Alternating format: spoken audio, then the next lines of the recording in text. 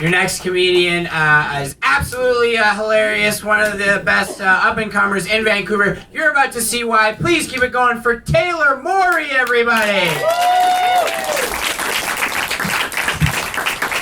Thank you, guys. Real quick, who likes impressions here? Yeah. Awesome, because it's gonna happen. Very quick, this is Bill Burr as Julius Caesar. Bill Burr as Julius Caesar. Oh, it's Brutus! Thank you. That was for the English majors.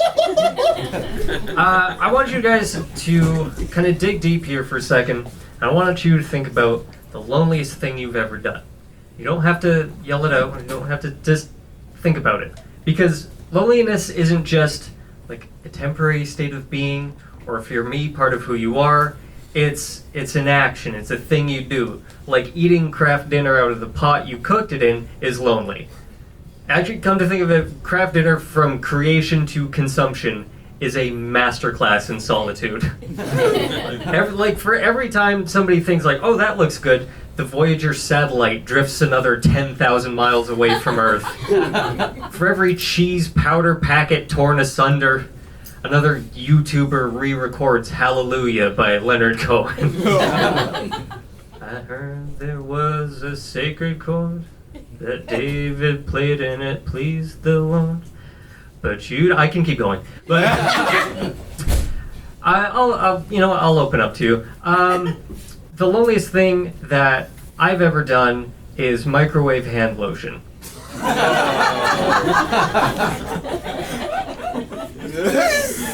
You know what I like about that is, one, you can't unknow it. And two, there's at least a couple of you who are going to be leaving like, that guy is a genius. Now, I spend a lot of time online, because look at me, of course I do. And, here's the thing.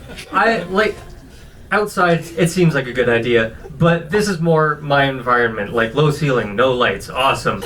I got a sunburn while I was inside reading about the sun, you understand? I am not built for the elements. And normally, I don't believe in the death penalty, right? Where do you think this is going? But normally I don't think it's a deterrent. I don't trust the government to execute only guilty people. But there's one exception, and you can carve this into my gravestone. Anybody who puts a recipe online with a 20-paragraph preamble should be guillotined in front of City Hall. Thank you. You two are people of culture. I want to see a row of people on a scaffold just talking like, I want to talk about one crisp autumn morning. No. There's always a story in front of every recipe. I've never been like, oh, this eggplant parm looks good. I wish there was a Dostoevsky novel in front of it. Why? It's never good. It's never interesting. I've never been reading one, and it's been some weird, stream of conscious, head trip, Henry Rollins-esque. Just it was 1979, I was leaving a place called the Bayou, it was July 27th, a Friday, and Bad Brains had closed out the night. I was nursing a 6-inch gash in my forehead from when the lead singer had thrown a box of bladed sex toys into the audience, and I tried to catch one with my teeth.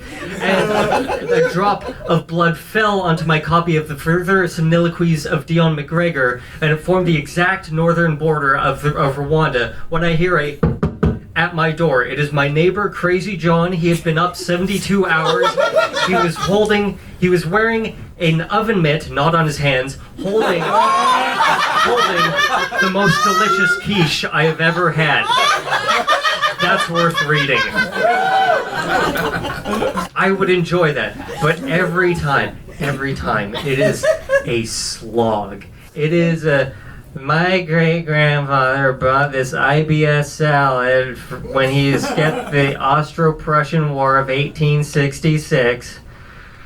And now I feed it to my impotent half-wit husband and our banal white children, Vajonica, D'Artagnan, and Caitlin with an F.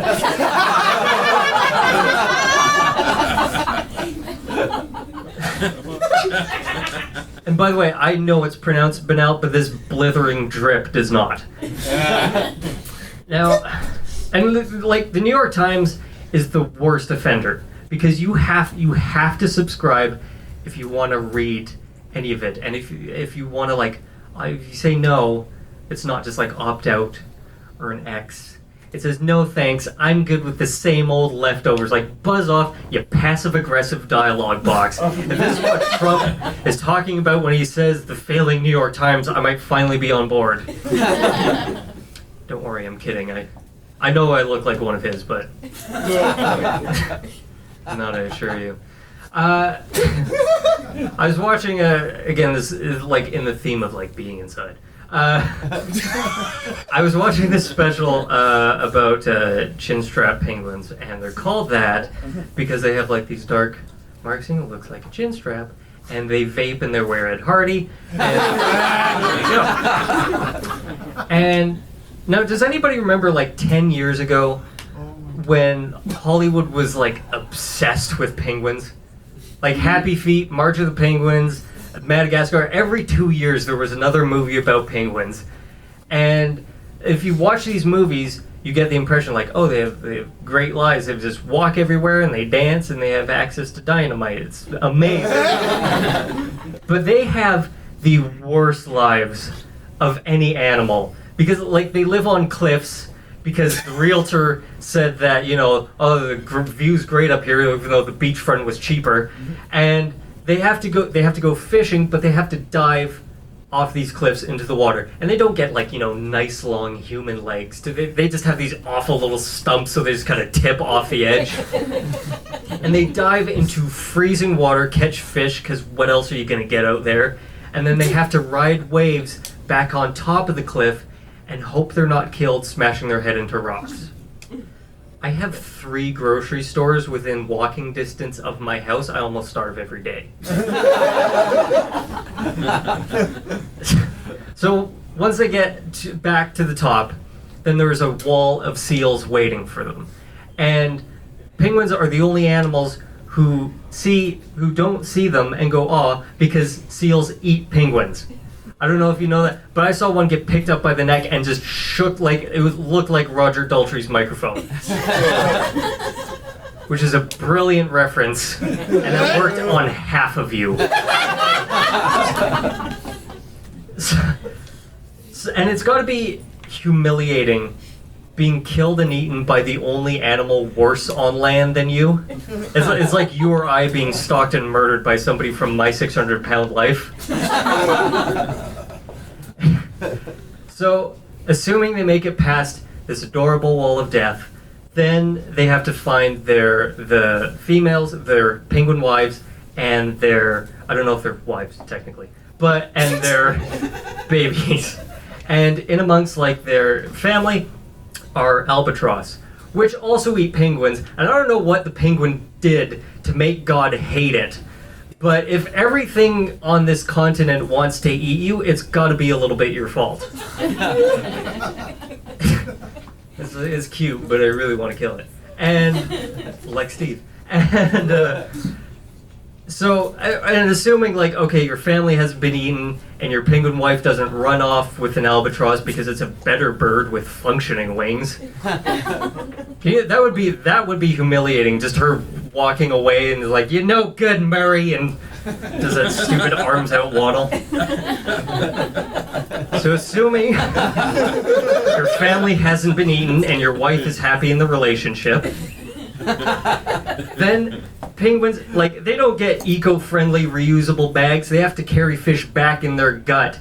So they have to vomit it back out for the family, which has got to be really nice. You know, you're trying to have a quiet family dinner and the table beside you is reenacting, you know, three penguins, one stomach.